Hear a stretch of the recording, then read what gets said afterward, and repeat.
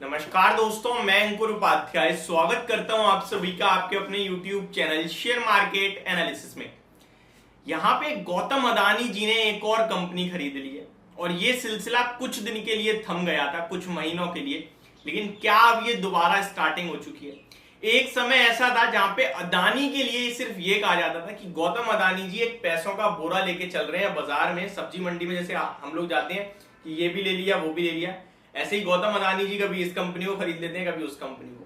और ये सिलसिला बहुत लंबे समय तक चला। लगभग 2016 से उन्होंने न जाने कितनी कंपनीज को एक्वायर करा। उन्होंने बिजनेस बिल्ड नहीं करा, उन्होंने सीधे बिजनेस ही खरीद लिया। कुछ बड़े नाम मैं अगर बताऊं आपको जो सबको दिख रहे हैं, अंबुजा एसीसी, एनडीटीवी, और अभी यहाँ एक रेलवे से रिलेटेड कंपनी टिकट बुकिंग की भी उन्होंने एक्वायर कर लिया। क्या है पूरी डिटेल इसको समझाऊंगा, लेकिन एक बार थोड़ा सा रिकैप करना चाहूंगा। कल मैंने इस पे एक लेट नाइट वीडियो शूट करी कि आईआरसीटीसी को अदानी ग्रुप का बड़ा झटका, ये थंबनेल था। और वीडियो में मैंने जो कुछ भी कहा, आई थिंक मेरे को लगता है आईआरसीटीसी के फेवर में था।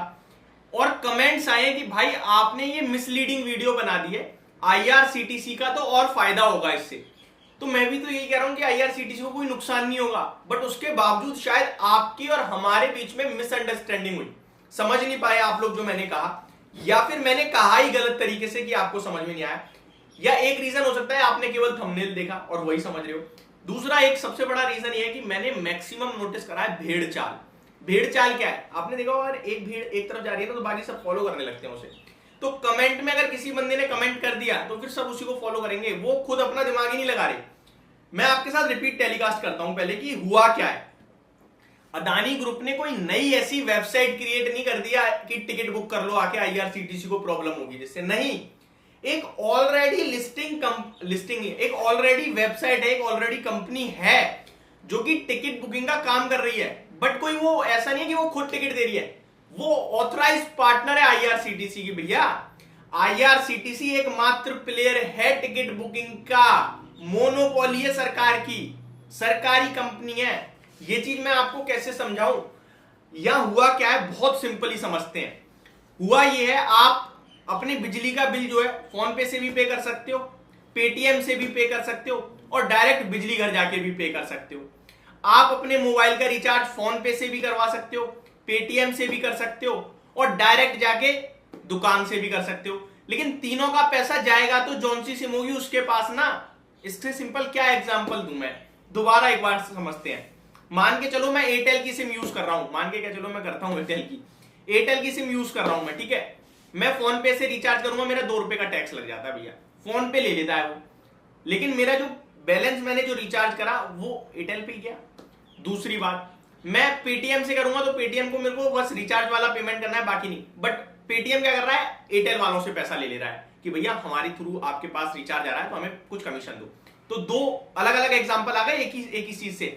समझने की कोशिश करो, एक प्लेटफॉर्म कस्टमर से पैसा ले रहा है प्लेटफॉर्म यूज करने का, दूसरा प्लेटफॉर्म कंपनी से पैसा ले रहा है कि मैं आपके पास कस्टमर ला रहा हूं। पेटीएम कस्टमर से पैसा नहीं लेता, आप पेटीएम से अपना मोबाइल रिचार्ज करना, आप पे एडिशन पैसा नहीं लगेगा।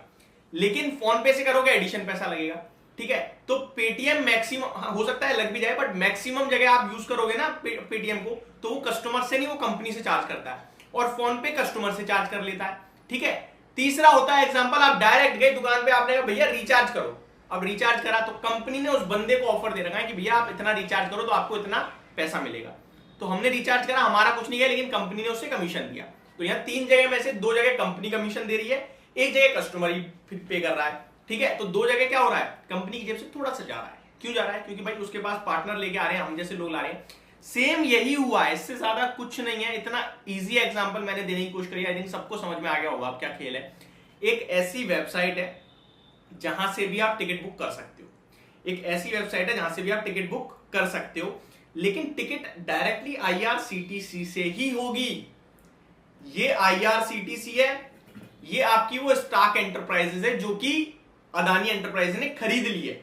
अब थर्ड पर्सन ये जो है, मान के चलिए थर्ड पर्सन मैं हूं, मैंने यहां से टिकट बुक करी, इस टिकट का एक्चुअल प्राइस है 100 रुपए, ठीक है, जो आईआरसीटीसी से मैं कर सकता हूं। 100 रुपए का डायरेक्ट आईआरसीटीसी से लूंगा तो मैंने डायरेक्ट खरीद लिया, लेकिन मैंने यहां से लिया। तो अब 2 ऑप्शन हो सकते हैं, अदानी एंटरप्राइज में भी कस्टमर से चार्ज लेने लगे, कि भैया 100 नहीं 102 पे करो, क्योंकि 2 रुपए हम आईआरसीटीसी को देंगे, तो कस्टमर की जेब से 2 रुपए फालतू जा रहे हैं। और ये भी हो सकता है ये स्टाक एंटरप्राइज जो कि अदानी ने खरीदा है, ये भी 100 रुपए की दे, लेकिन अदानी ये जो आपका क्या कहते हैं आईआरसीटीसी से कमीशन ले ले कि भैया मैं आपके पास कस्टमर ला रहा हूं, मुझे 2 रुपए दो, आप जो 10 कमा रहे हो उसमें से।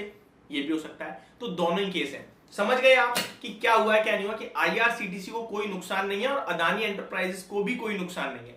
लेकिन स्टाक एंटरप्राइजेस, जिसे आप लोग आज तक नहीं जानते थे लेकिन अब जान गए हो, क्योंकि अदानी जुड़ गया।